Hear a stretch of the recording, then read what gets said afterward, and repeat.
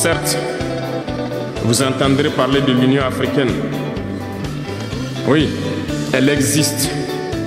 Mais quel est l'effet de l'Union africaine en réalité?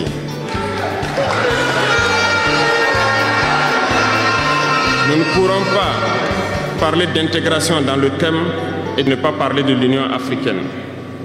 Parce que c'est cette organisation qui devrait nous unir, créer l'intégration réelle. Mais nous sommes au regret de voir ces guerres qui persistent sur le continent africain, qui tuent des millions de jeunes, et que cette organisation, qui est à la tête d'États pourvus d'armées, n'arrive pas à s'organiser pour soutenir certains pays. Bonjour à tous. Je souhaite donc la bienvenue à tous les jeunes venus des 13 régions qui sont dans la salle et ceux qui n'ont pas pu avoir accès à la salle. À tous les jeunes venus d'Afrique pour accompagner la jeunesse burkinabé, soyez les bienvenus au pays des hommes intègres. J'irai rendre un hommage vibrant à nos vaillantes forces de défense et de sécurité et nos vaillants VDP qui se battent jour et nuit pour que le Burkina Faso soit et tienne debout. Je souhaite que nous prenions une minute pour prier pour ceux qui sont sur le terrain et aussi pour le repos des âmes de ceux qui sont tombés pour notre patrie.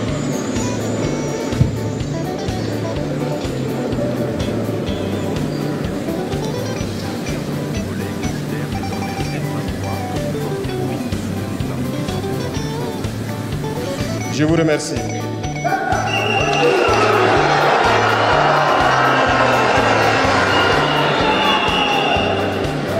Rendons grâce à Dieu qui a permis que nous nous retrouvions ici aujourd'hui à l'occasion donc de la célébration de la Journée internationale de la jeunesse en bonne santé. Jeunesse. Jeunesse du Burkina, jeunesse d'Afrique.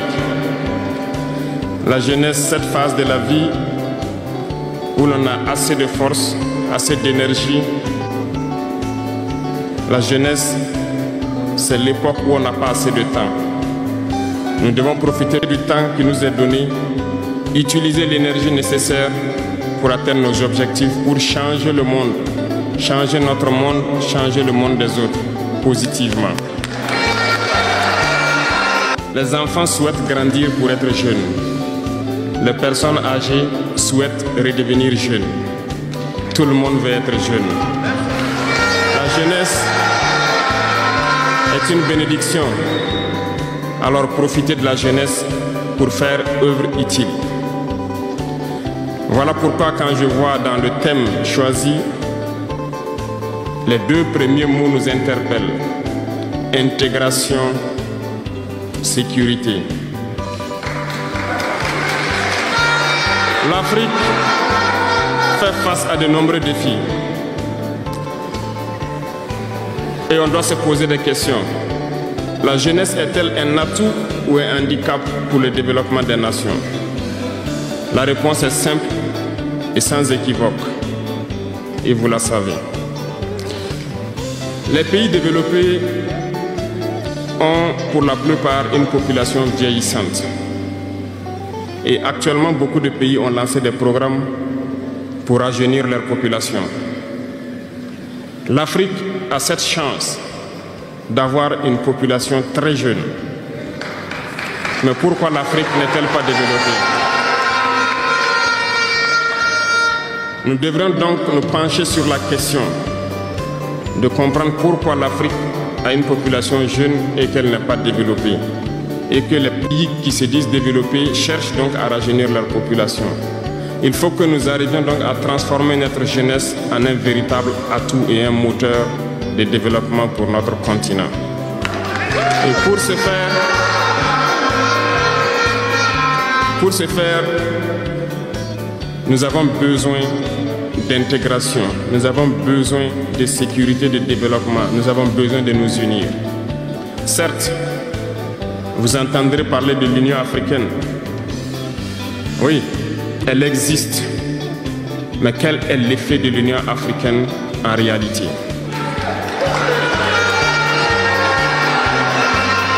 Nous ne pourrons pas parler d'intégration dans le thème et de ne pas parler de l'Union africaine.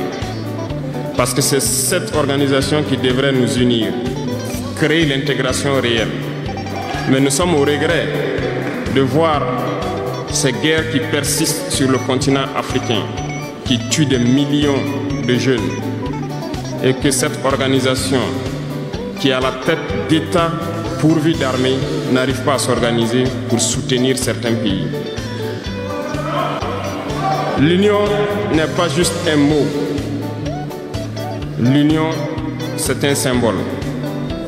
Et nous, jeunes, devrions apprendre leçon de cette situation pour nous unir, pour faire de l'intégration une réalité.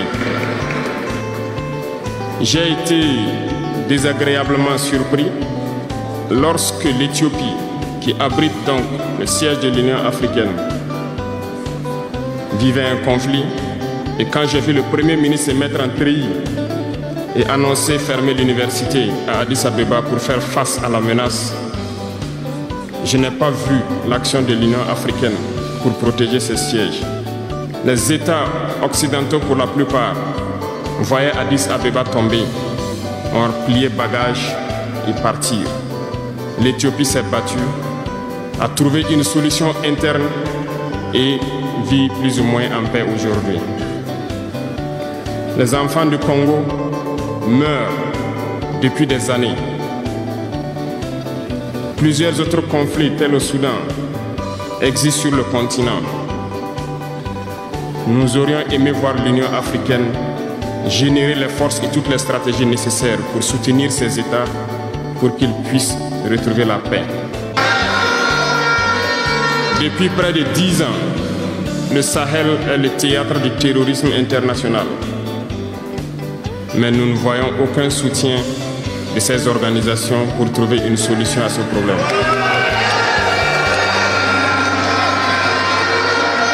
Pire, il y a quelques jours de cela, un pays étranger à l'Afrique a annoncé ouvertement avoir soutenu et participé à une attaque lâche, terroriste et barbare contre des forces de notre confédération à Tinzaouaten.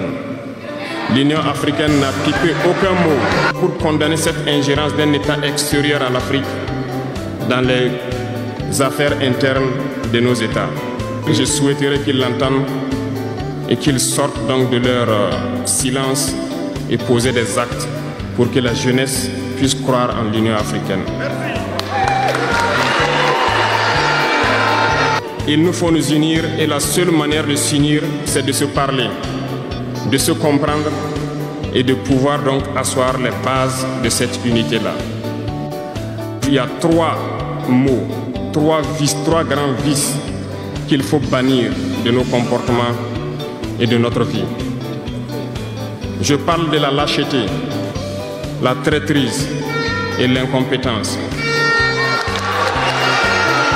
Il faut bannir ces 3 mots de notre mode de vie. Et je m'en vais vous expliquer pourquoi. La lâcheté recouvre beaucoup de vices. Un lâche a toujours peur. Et lorsqu'on a peur, on devient un esclave. On se plie, on lèche les bottes.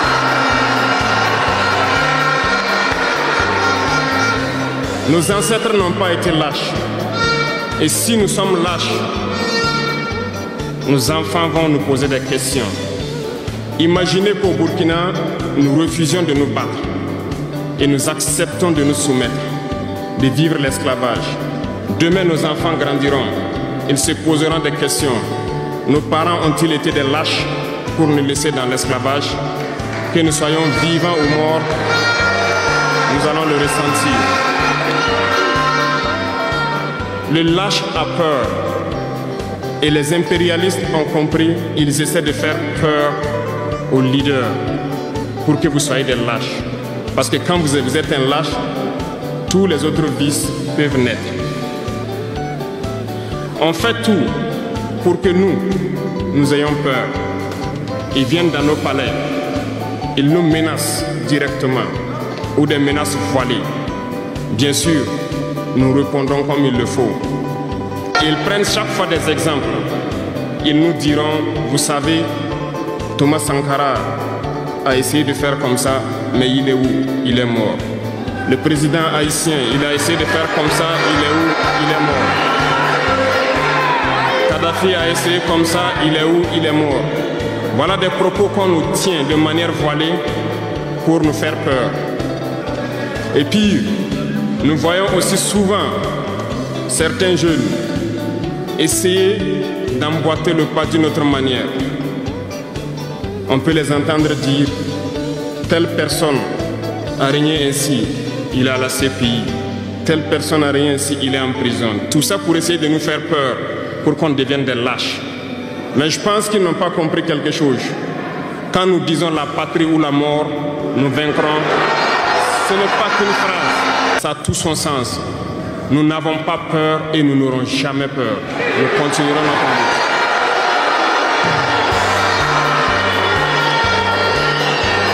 Ils ont fait peur sûrement à beaucoup de chefs d'État africains.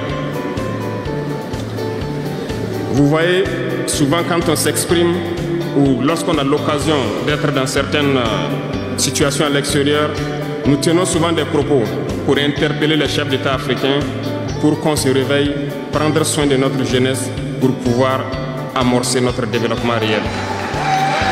Nous sommes souvent mal compris. Certains ont riposté publiquement à nos propos parce qu'ils se sentent indexés. Mais je peux vous assurer, jeunesse, que lorsque nous nous retrouvons dans les couloirs, ces mêmes chefs d'État nous disent « Vous êtes sur la bonne voie, c'est ce qu'il faut faire pour que l'Afrique puisse... »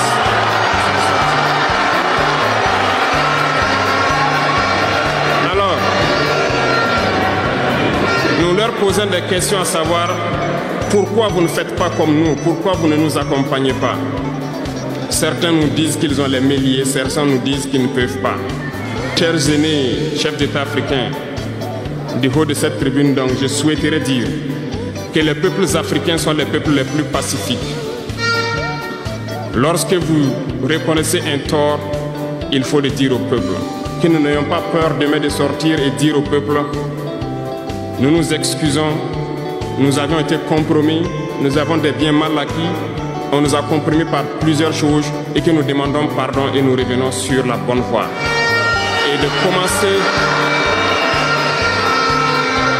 Et de commencer à travailler réellement pour l'indépendance de nos États et notre émancipation. Et je pense que c'est possible. Si nous restons dans cette posture de peur, nous serons lâches. Et l'histoire nous jugera. Nos enfants poseront des questions, nos petits-enfants poseront des questions. Nous sommes en train d'écrire l'histoire, il n'y a pas de place pour la lâcheté. Si nos ancêtres avaient été lâches, nous ne serions pas là. Souvenez-vous, je vous prends un exemple des peuples Bamileke et Bassa, je vais parler des Camerounais. L'Union des populations du Cameroun, qui depuis les années 50 a commencé une lutte implacable contre les colons. Mais ils ont été massacrés. Les armées coloniales françaises en son temps ont déversé des bataillons d'infanterie, des chars, des hélicoptères, ont anéanti des villages entiers. Les tortures les plus inhumaines ont eu lieu en cette période. Vous pourrez faire des recherches sur ce qu'ils appelaient la balançoire ou le bac à ciment. Des centaines de milliers de populations ont été décimées ainsi en Afrique parce qu'ils ont osé demander aux colons de quitter leur terre. Ça a abouti à une guerre civile qui a duré plusieurs années. C'est pour dire que des gens ont osé, ont affronté à main nue les impérialistes pour que nous soyons là. Il n'y a pas de raison que nous ne puissions pas affronter les impérialistes pour que nos générations à venir puissent vivre. Il y a beaucoup d'exemples à travers l'Afrique d'hommes courageux qui ont refusé d'être lâches, qui ont combattu, qui ont fait face. Eh bien, soyons dignes de ces gens. Nous sommes leurs descendants et soyons dignes d'eux. Un lâche ne peut pas être digne. Ne soyons pas lâches, jeunesse africaine. Parce qu'un lâche est toujours un traître. Et ça va de pair. Ils essaieront de nous faire peur pour que nous soyons lâches. Et si nous sommes lâches, nous allons trahir. Il faut bannir la traîtrise de nos habitudes. Des Africains ont été traîtres pour que la traite négrière réussisse en Afrique. C'est parce que des Africains ont été traîtres que la colonisation a pu tenir en Afrique. Interrogeons l'histoire, nous le verrons. Patrice Lumumba a été trahi parce qu'il a osé tenir tête. Et ces mêmes télévisions belges sont venues au Congo pour quelques billets tendus à des individus au Congo pour une interview pour contenter leur population. Et vous avez pu suivre ça. Lumumba nous dérangeait. Il est mort, on est content. C'est de la traîtrise. Beaucoup d'autres héros sont tombés pour que nous soyons là aujourd'hui. Et c'est une technique de l'impérialisme, de faire peur aux autres en menant des actions pour réellement créer la terreur. Ça n'a pas commencé aujourd'hui. Je vous prendrai l'exemple d'un guerrier qui s'est battu, Victor Diakaboda. Lisez, vous comprendrez. Il est issu d'une famille de chefs, pas de la chefferie donnée par le colon. Il était un enfant digne. Il a fait ses études au Sénégal. Il est venu médecin en Guinée. Et lorsque le RDA a été créé, il a rejoint la Côte d'Ivoire pour mener le combat contre les impérialistes, contre les envahisseurs, contre le colon. Il a essayé d'organiser la société ivoirienne. Partout, les gens ont commencé à porter la voix. Il y avait en son temps un général Péchou qui a fait massacrer les populations ivoiriennes pour que jamais cet esprit de liberté ne puisse germer. Il a continué son combat aux côtés de Félix Houphouët-Boigny. Ils ont lutté, mais le plus virulent était Victor Diakaboda. Il représentait une menace pour les impérialistes. Qu'ont-ils fait? En plus de massacrer les populations qui manifestaient, un soir, ils l'ont tué de manière atroce à côté de Boisflé. Quelques heures après, lorsque les populations de Dimbokro ont entendu l'assassinat, ils ont marché, ils ont manifesté, ils ont été massacrés par l'armée coloniale. L'histoire est têtue, les faits sont là. Après sa mort, qui a fait peur à Félix Houphouët-Boigny, ils l'ont appelé et il dit: si vous continuez la lutte, vous connaîtrez le même sort. Il a eu peur et il s'est rallié à l'impérialisme. Il a été nommé ministre en France et plus tard il est venu prendre les rênes de la Côte d'Ivoire. Et ils l'ont utilisé pour éliminer beaucoup d'autres personnes qui osaient lever la voix. Et je pense que Thomas Sankara est un bel exemple.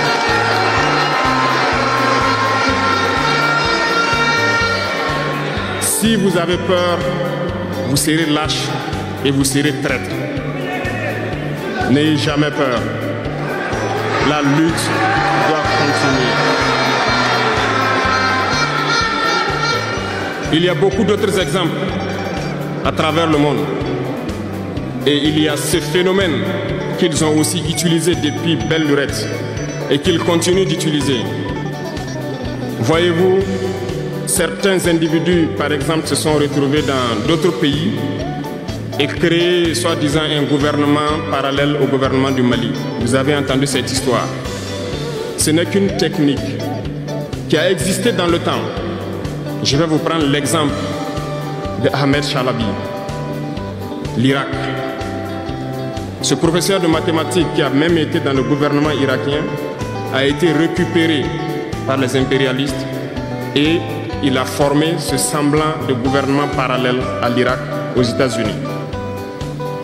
Et on l'a utilisé pour être donc le mouton de sacrifice.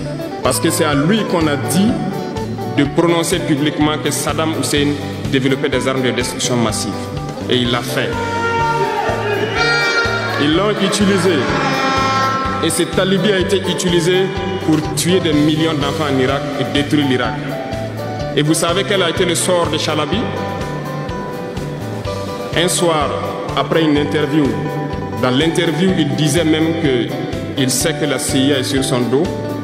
Quelques heures après, il a été retrouvé mort dans son lit, mort de crise cardiaque. Si vous trahissez, vous aurez des fins macabres. C'est ainsi. L'impérialisme n'a pas d'amis. L'impérialisme vous utilise et quand il finit de vous utiliser, il fait de vous ce qu'il veut. Suivez mon regard, vous comprenez de quoi je parle. Ça a toujours été comme ça.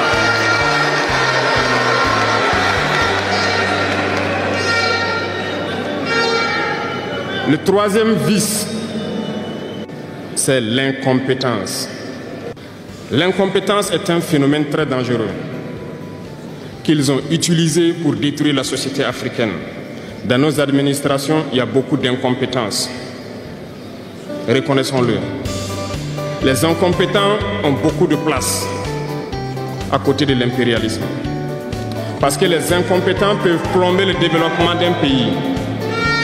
Les incompétents peuvent vous amener à douter de vous. Les incompétents aiment la facilité. Les incompétents aiment tout pour eux seuls. Les incompétents n'aiment pas ceux qui sont compétents. Ils n'aiment pas ceux qui innovent, ceux qui cherchent. Les incompétents sont dangereux. Lorsque vous êtes éclairé, l'incompétent ne vous aime pas. Lorsque vous voulez innover, l'incompétent ne vous aime pas. L'incompétent sait reconnaître celui qui est compétent et il va le combattre jusqu'à son dernier souffle parce qu'il a peur de celui qui est compétent. Cherchez la connaissance. Cherchez la connaissance et travaillez. Travaillez dur pour être compétent. Bannissez l'incompétence. Parce que, à travers les distractions qu'on veut nous faire adopter, on devient incompétent. Je vous prends un exemple. Les réseaux sociaux sont les lieux de publication des informations aujourd'hui. Les gens s'informent à travers Internet et beaucoup de choses. Un jeune qui publie sur les réseaux sociaux un article sur sa ferme ou un projet agricole ou un projet scientifique, je suis jeune, je connais les termes. Il n'aura pas peut-être 1000 vues. Mais un jeune qui publie sur des futilités, il a des millions de vues.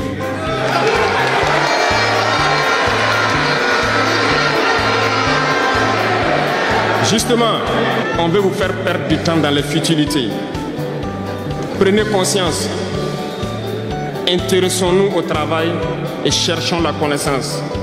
Cherchons la compétence. Se distraire, c'est bien, mais on doit travailler d'abord, avant de se distraire. Cherchez la connaissance, sinon vous perdrez du temps à ne rien faire. Et la jeunesse, c'est l'époque, c'est la période où il faut exploiter son temps à bon escient. Les impérialistes le savent. Voilà pourquoi ils vont multiplier tout ce qui est événement de distraction. Ils vont multiplier tout ce qui est événement qui peut vous détourner du travail pour que vous soyez des incompétents. Et en ce moment, quand vous êtes endormis, on choisit les incompétents pour diriger tout ce qui est structure importante. Et vous n'avez le choix que de vous plier. Ne soyons pas incompétents, cherchons la connaissance. Les incompétents se cachent souvent derrière des mots. Ils emploient les termes de démocratie, de liberté, sans se rendre compte de quoi il s'agit. Camarades, la démocratie est un état d'esprit, autant que la jeunesse est un état d'esprit. C'est soi-disant démocrate, mais regardez le monde. Comment est-ce qu'on peut vouloir imposer la démocratie en tuant des millions de personnes? C'est de la dictature, ça, ce n'est pas de la démocratie. Ça ne s'impose pas. ceux-là qui se disent démocrates.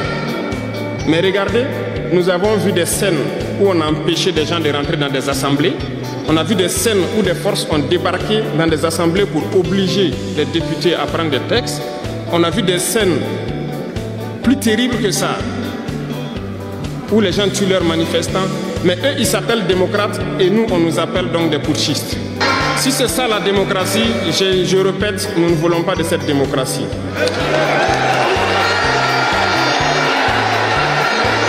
Et quand vous voyez souvent les incompétents, ils ne cherchent pas à savoir quelle est la signification du mot démocratie en réalité. Ils s'accrochent juste à la définition qui lui a donné l'impérialisme et il se met à parler de démocratie sans réellement connaître le fondement. Ça, c'est de l'incompétence. Il faut chercher à connaître, avoir la connaissance, regarder le monde pour redéfinir la démocratie telle que nous le voulons en Afrique. Les incompétents se cachent derrière les libertés. Retenez une chose, il n'y a pas de liberté individuelle qui existe. C'est un fait. Vous pensez vraiment que chacun est libre? La liberté est collective. Tant que nous vivons dans une société avec des règles, la liberté est collective. Parce que si vous ne respectez pas les règles, vous ne pouvez pas vivre dans la société. Si vous êtes libre de parler comme vous voulez, l'autre aussi est libre de vous répondre comme il veut. Ça sera du désordre. Si vous êtes libre de rouler dans la rue et de passer le feu au rouge comme vous voulez, l'autre est libre de passer aussi et de vous cogner. Vous comprenez que si la liberté individuelle prend le dessus, nous sommes dans une société de désordre. Voilà pourquoi il y a des règles dans la société. Et les règles, tout le monde doit les respecter. Et là, on parle de liberté collective. Donc, certains se donnent le droit de parler de leur liberté individuelle à eux, mais ne tenant pas compte des autres. Je pense que ça fait partie aussi de l'incompétence, parce qu'ils ne cherchent pas à comprendre, ils s'arrogent les droits que peut-être les États les ont donnés pour sévir, pour faire tout pour eux, en négligeant les libertés des autres. Non, la liberté est collective. Avant de poser un acte, on pense à la liberté d'autrui. Et nous ne devons pas transcender la liberté des autres. Donc ça fait qu'on doit avoir de la réserve. Et une fois qu'on a de la réserve, la liberté individuelle n'existe pas. La liberté est collective. Et nous devons avoir cette culture de liberté collective. Cherchons donc la connaissance, lisons, interrogeons l'histoire. Ne lisez pas l'histoire écrite en leur faveur. Cherchez la connaissance à travers plusieurs sources et vous comprendrez dans l'histoire qui s'est battu pour l'Afrique, comment nous devons nous battre pour continuer cette lutte de nos devanciers. Et je ne terminerai pas mes propos sans faire un coup de gueule encore au volet de la communication. Parce que comme je le dis, c'est l'arme fatale de l'impérialisme. Et vous jeunes, vous devez tout faire pour savoir distinguer le vrai du faux. Nous continuerons à démonter les mensonges des médias impérialistes qui essaient de toujours créer des soucis en Afrique. Parce que ces médias, par leur bouche, ils peuvent vous rendre un roi demain. Par leur bouche, ils peuvent vous faire quitter de votre position de roi et vous rendre un piètre esclave demain. Faites attention. Je suivais une émission, malheureusement, il n'y a pas longtemps, burkinabé, où un jeune journaliste a sorti une phrase qui m'a laissé un peu perplexe. Il parlait de la Corée du Nord. Et le journaliste a dit, mais il meurt de faim en Corée du Nord. A-t-il pris le soin d'aller en Corée du Nord enquêter pour voir vraiment s'il meurt de faim? L'idée que les médias impérialistes ont vendu de la Corée du Nord est plus développée que beaucoup de pays européens. Et parce que ces médias nous disent la Corée du Nord c'est la dictature, les gens meurent de faim, ils sont pauvres, ils n'ont rien, on prend ça ainsi. Mais la Corée du Nord est une puissance nucléaire, comment est-ce qu'ils ont fait?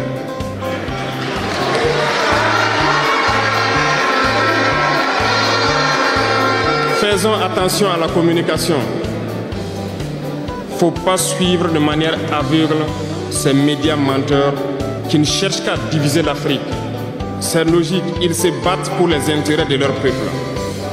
Et l'intérêt de leur peuple, c'est que l'Afrique soit divisée. Alors, jeunesse du Burkina, jeunesse d'Afrique, il faut qu'on s'unisse. Il faut bannir la lâcheté, il faut bannir l'incompétence, il faut bannir la traîtrise et tous les vices dans nos sociétés. Je vous invite à repartir encore lire, à se mettre au travail pour que l'Afrique que nous voulons, autosuffisante, soit une réalité. Pour que l'Afrique que nous voulons pour un développement harmonieux soit une réalité. Parce que je reviens sur votre thème. Il n'y a pas de paix et de sécurité sans développement. Les deux vont de pair. S'il n'y a pas de développement, il n'y a pas de sécurité. Parce que s'il n'y a pas de développement, la jeunesse va forcément se retrouver dans les vices. Et il n'y aura pas de sécurité. S'il n'y a pas de sécurité aussi, il n'y a pas de développement. Donc les deux doivent aller de pair. Intégrons cela dans nos combats pour que nous puissions nous battre et nous développons. Allons-y vers la production. Produisons suffisamment. Transformons sur place nos matières premières pour que ce soit bénéfique pour nos populations et envie d'exporter cela. La patrie ou la mort.